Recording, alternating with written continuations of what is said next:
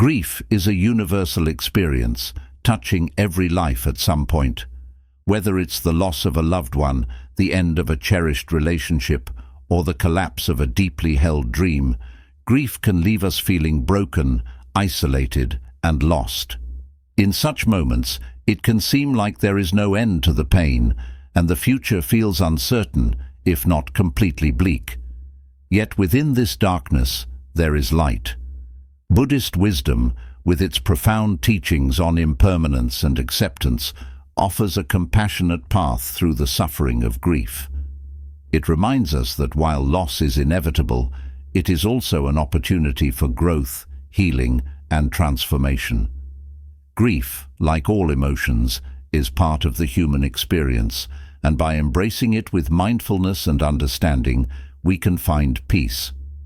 In this expanded guide, we will explore how Buddhist principles and practices can help us navigate the stormy waters of grief and loss.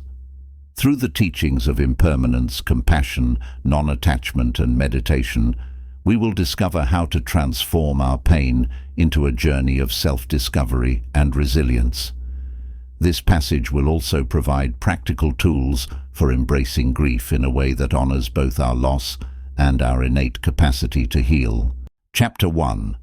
Grief as a Part of Life, the Buddhist View on Impermanence. Grief is often perceived as something to be feared or avoided. However, from a Buddhist perspective, grief is not a deviation from life, but an integral part of it. The first step in navigating grief is to understand the core Buddhist teaching of anicca, the concept of impermanence. 1.1. Impermanence, the nature of all things. In Buddhism, impermanence is a central truth of existence. Everything in life, our relationships, material possessions, and even our bodies, are subject to constant change. This understanding can be both liberating and unsettling. On one hand, it helps us realize that the pain of grief will not last forever.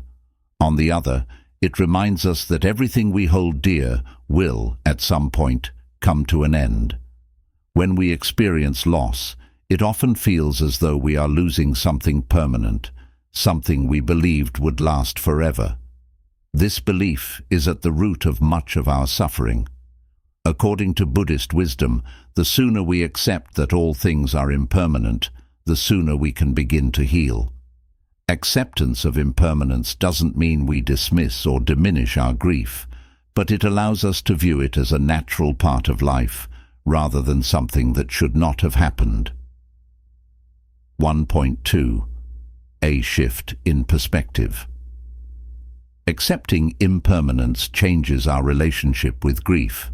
Instead of seeing loss as a personal failure or cosmic injustice, we start to view it as part of the cycle of life. In this way, grief becomes less of an enemy to be defeated and more of a teacher to be listened to. Through meditation and mindfulness practices, we can train ourselves to observe the ebb and flow of emotions, including grief. This helps us realize that just as joy is fleeting, so too is sorrow. When we stop clinging to the idea of permanence, we free ourselves from the additional suffering caused by resistance to change. Chapter 2. The Four Noble Truths, Understanding the Nature of Suffering. The foundation of Buddhist philosophy lies in the Four Noble Truths, which serve as a roadmap for understanding and overcoming suffering. Grief is a profound form of suffering, and by applying the teachings of the Four Noble Truths, we can learn to navigate it with greater wisdom and compassion. 2.1. The First Noble Truth. Suffering exists. The first of the Four Noble Truths is the recognition that suffering, dukkha, is an inevitable part of life.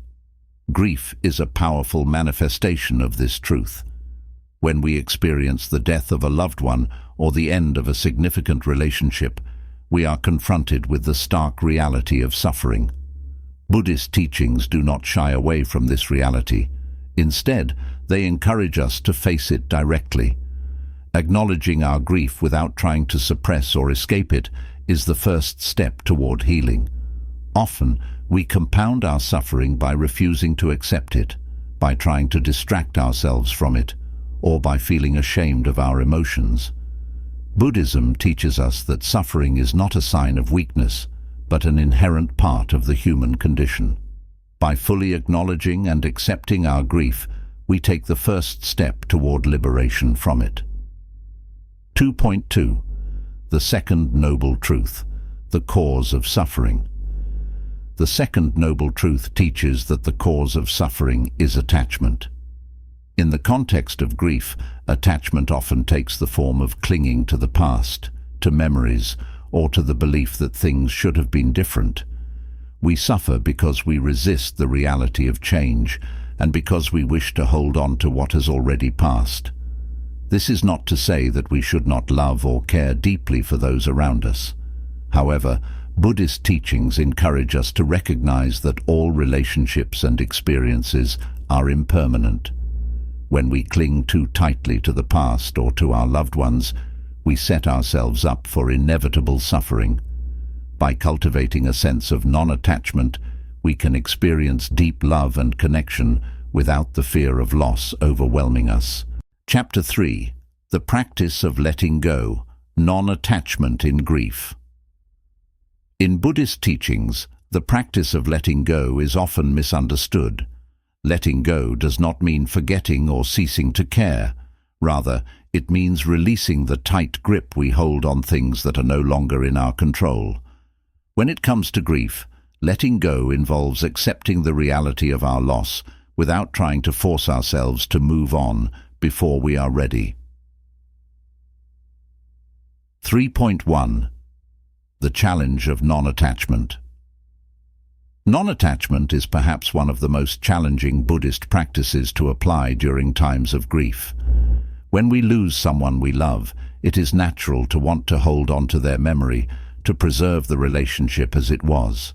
However, this desire can keep us stuck in the past, unable to fully experience the present. Buddhism teaches us that by practicing non-attachment, we can honor our loved ones without being trapped by our longing for the past. Non-attachment does not mean forgetting or detaching emotionally. Rather, it means acknowledging the impermanence of all things and allowing ourselves to feel grief without being consumed by it. 3.2. Mindfulness and letting go. One of the most effective ways to practice non-attachment is through mindfulness meditation. When we sit in meditation, we observe our thoughts and emotions without judgment or attachment. This practice can be particularly helpful during periods of grief, as it allows us to witness our emotions without being overwhelmed by them. Through mindfulness, we learn to let go of the need to control our grief. We stop trying to fix our emotions or make them go away. Instead, we allow them to be, trusting that, like all things, they will change in time. Chapter 4. Compassion in grief, practicing loving kindness, metta. In moments of deep grief, it can be easy to feel isolated and disconnected from the world around us. The pain of loss often leads to a sense of alienation, as if no one else can understand the depth of our suffering. However, Buddhist teachings remind us that grief is a shared human experience, and that compassion, both for ourselves and others, is essential in navigating loss. 4.1. Self-compassion in the face of loss. Self-compassion is the practice of extending kindness and understanding to ourselves, especially during moments of suffering. In the context of grief, self-compassion means allowing ourselves to feel our pain without judgment. Too often, we are harsh on ourselves during times of loss, believing that we should move on or get over it more quickly. However, grief is not something to be rushed or suppressed. By practicing self-compassion, we give ourselves permission to grieve in our own time, without the pressure to meet external expectations. This gentle approach to ourselves creates the space for healing, allowing us to process our emotions fully and with care. 4.2. Extending compassion to others. While grief can feel deeply personal, it is also a universal experience. Everyone at some point will face the pain of loss. By recognizing this shared experience, we can extend compassion to others who are also grieving. This is where the Buddhist practice of metta, or loving-kindness meditation, comes into play. Loving-kindness meditation involves generating feelings of compassion and goodwill toward ourselves, our loved ones, and eventually all beings. In times of grief, this practice can be deeply healing. By focusing on the shared nature of suffering, we can connect with others in a way that eases our own sense of isolation. We begin to see that we are not alone in our pain, and that, through compassion, we can find comfort and healing. Chapter 5. Mindfulness of Grief. Healing through meditation. Meditation is one of the most powerful tools in Buddhist practice, offering a way to calm the mind and cultivate inner peace. In times of grief, meditation provides a space for us to sit with our emotions, to observe them without judgment, and to gradually find peace amidst the turmoil. 5.1. Mindfulness meditation for grief. Mindfulness meditation involves bringing our full attention to the present moment, without attachment or resistance. When we are grieving, our minds often become consumed by thoughts of the past or fears of the future. We replay memories, regret decisions, or worry about how we will cope moving forward. Through mindfulness meditation, we learn to observe these thoughts without getting lost in them. Instead of trying to change or fix our grief, we simply sit with it, allowing it to be.